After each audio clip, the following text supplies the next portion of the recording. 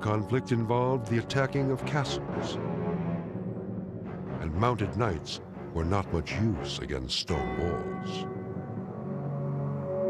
A siege against a castle could take weeks, even months. The attacking army pitted against a well-defended garrison within.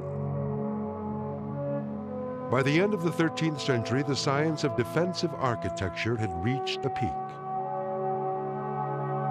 Stone walls were built thicker and taller than ever before, and archers could easily pick off advancing attackers.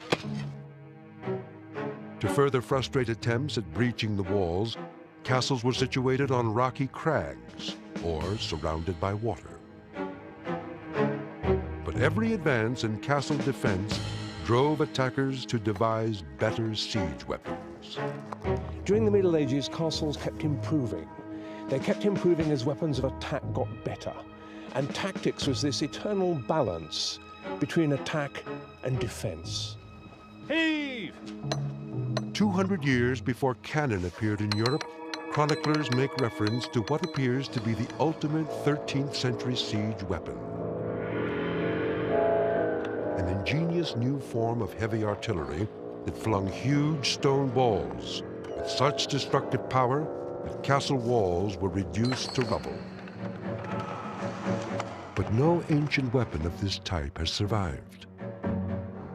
Were such claims gross exaggerations, or did such a weapon really exist?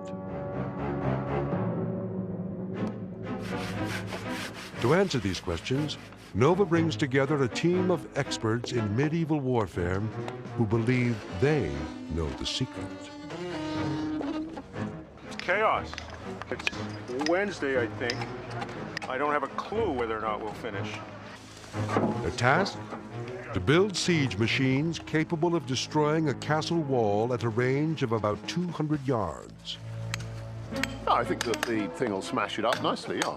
And with just 2 weeks to meet the challenge, a siege mentality quickly sets in. I was just seeing it starting to No bend. modern builders have ever managed to do this before. And the whole thing could twist and kick quite alarmingly. This interplay between defenders and siegers, it's still up in the air. We could still take it, then again we could fail. It's sort of in the lap of the gods. Edward Longshanks, more formally known as King Edward I of England, mounted the greatest siege of his reign against the Scots and their castle at Stirling. The attack dragged on. Impatient for victory, Edward ordered 50 carpenters to immediately begin building a monstrous new weapon. So powerful, it would breach the strong walls of Stirling Castle.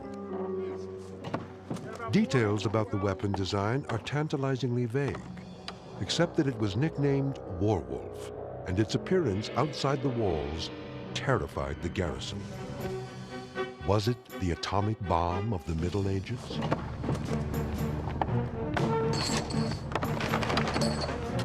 With one blow, Warwolf leveled a section of wall, successfully concluding the siege of Stirling Castle. What kind of a weapon was Warwolf? What are we doing? Oh, you want to go up there now? Do you think you better take a pair of pliers up in case the... Hugh Kennedy is a Shropshire landowner and medieval armor expert. 10 years ago, he became intrigued by a picture of a machine drawn by Leonardo da Vinci. It appeared to be a device for throwing dead horses, called a trebuchet. Inspired by the power of a machine that could hurl such heavy missiles, Hugh decided to try building one himself. A quest which eventually led to this piano-flinging contraption. A mechanized catapult made from a laminated beam, scrap metal, telephone poles, and steel cable.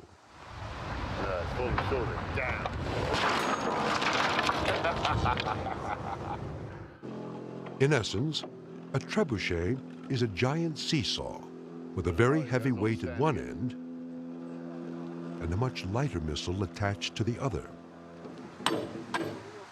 As the heavier weight drops, the lighter projectile is whipped by its sling towards the enemy. Hugh is convinced that Warwolf, Edward's great wall-busting siege engine, must have been a trebuchet. If you chuck a thing that heavy at a stone wall, it'll shatter it. Stone missiles are a lot more effective than grand pianos. To test out Hugh's confidence in the destructive capability of a medieval trebuchet, Nova is preparing some hard sandstone balls weighing 250 pounds. And a wall. It's made of sandstone and lime mortar. In construction and design, it is based on the upper section of a typical castle wall of the 13th century. Hugh wants to build a trebuchet capable of knocking it down. But at a range of 200 yards, it will require precision as well as brute force. Point of view, it's much more aerodynamic. Michael Prestwich, a medieval historian, will ensure that Hugh's next trebuchet will be based on an authentic 13th century design. And I suppose it's when it's got to the top of its trajectory it starts coming down again, and it really looks quite frightening. Yeah. But I'm glad I wasn't standing underneath it. It'd bust up a building all right, wouldn't it? It's the first time I've seen a full-scale trebuchet in operation.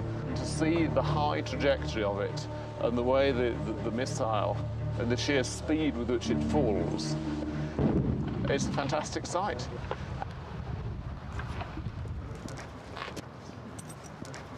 Trebuchets began in the Far East in China, but what they were there were hand-pulled machines worked by quite large teams of men. Prepare to loose, loose! In many ways quite limited in what they could do. The big advance came when Arab engineers got hold of these devices and put a big counterweight on, so that instead of teams of men pulling it, the beam was pulled down by a great counterweight. They were far more potent and far more effective. These machines were picked up by Western engineers, and by the middle of the 13th century, it's very clear that French, English engineers were capable of building really quite large machines. Some of the best military engineers were employed by Edward I, a master of military tactics. He was one of the most vicious and single-minded rulers of his time. Soon after descending the throne in 1274, Edward decided to squash Welsh independence and bring Wales under his personal rule. He was a bully, frankly, and I think many people would think of him as a really nasty piece of work. He was utterly determined. Nothing was going to get in his way. Edward's strategy was to ring the mountain stronghold of the Welsh prince with a chain of powerful castles. Richard Holmes is an historian of military tactics. He built 8 new big castles, which were really state-of-the-art. They were immensely strong, well thought out. And most of them could be supplied by water, so they were very difficult for the Welsh to besiege.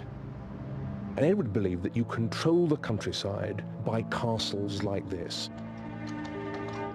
They're like nails holding the landscape down, and their garrisons could issue out, attack enemies in the area. And until the castle was taken, nobody could really dominate that landscape. They were extraordinarily expensive to build and were a very severe drain on the royal exchequer. In the short term, though, they worked.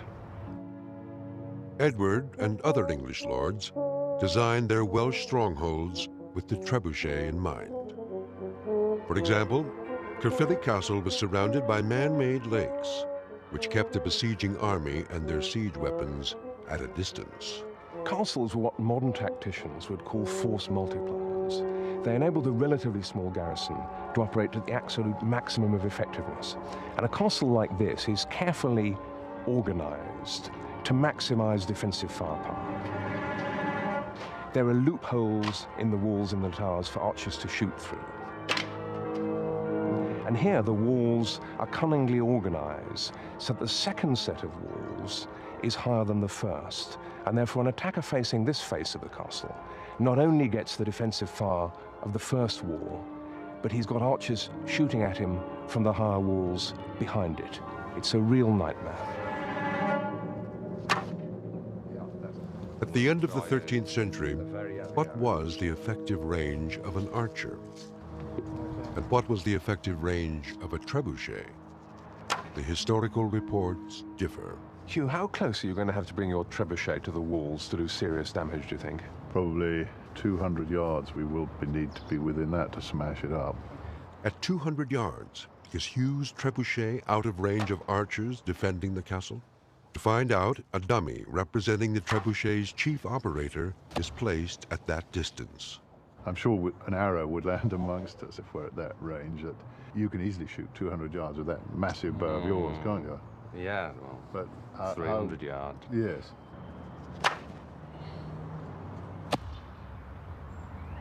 Well, for 200 yards, I think it would be putting you a bit worried, wouldn't it? Yes, it would. Yeah. Now, I'm the first to accept that from this sort of range, the trebuchet would be doing serious damage to the castle walls. But I think this does suggest that it's no easy business, and a garrison that knows its business can probably keep a trebuchet at the very limit of its range. And the fact that we had some going over the top, I think is mighty hopeful from the archer's point of view. I wonder what happens if you slap one into him from here. Good, come on, then. Yes, all right, he swallowed it, hasn't he? Gone right through the dummy, kept only in by the fletchings. Bit of a bellyache, I reckon, yeah. Edward's castle-building campaign in Wales had taught him how to design well-defended fortresses. Turning his attention to conquering Scotland, did Edward also have the ability to successfully attack them? As the king marched northwards to take the castles that guarded Scotland, he brought with him some of the biggest siege engines or trebuchets ever built. The siege of Calavrock, conducted by Edward I in 1300, we've got remarkably a really good account of this, a contemporary poem. It describes the way in which the knights rode up to the castle, all in their great armour, trying to perform great deeds of valour. In fact, they were driven back by the garrison, hurling stones and such like at them. And it wasn't the knights, it wasn't these people with the great acts of bravery. It was the engineers, men of really quite low social status in comparison, with the great siege engines. It was they who compelled the garrison to surrender. And the poem describes the way in which the great boulders came down from the sky into the courtyard, crashing down, causing all sorts of damage, mayhem inside. The minute the casualties started, the garrison simply surrendered. So it wasn't the knights, it wasn't a great act of chivalry to capture this castle, it was the work of the experts, the engineers. It's difficult to tell. I mean, that one's obviously got a... Joining Hugh Kennedy in his quest to build a trebuchet is mechanical engineer Wayne Neal, a professor from Virginia Military Institute. The golden section. This one actually is 1 to 2, and this is 1 to 3. Wayne will design the trebuchet. He is basing it on a picture he found in a 13th century Spanish manuscript. I can't quite make up where... The illustration gives no idea of the true scale of the trebuchet, because the artist has made the machine smaller than the soldiers standing next to it. If the drawing isn't practical from all points of view, you begin to wonder about all the other points of view. It may be that the things they have got in the right proportion they did by accident.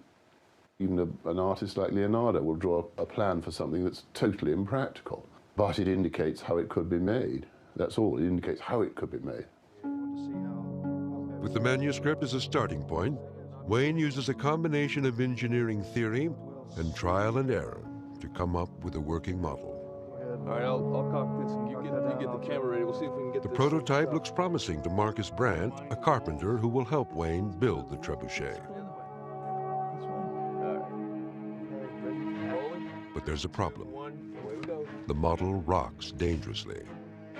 This would be a serious flaw in a full-size trebuchet with several tons in motion. The machine basically tends to want to tip forward. As that weight comes down, it wants to drop straight down. So it tends to pull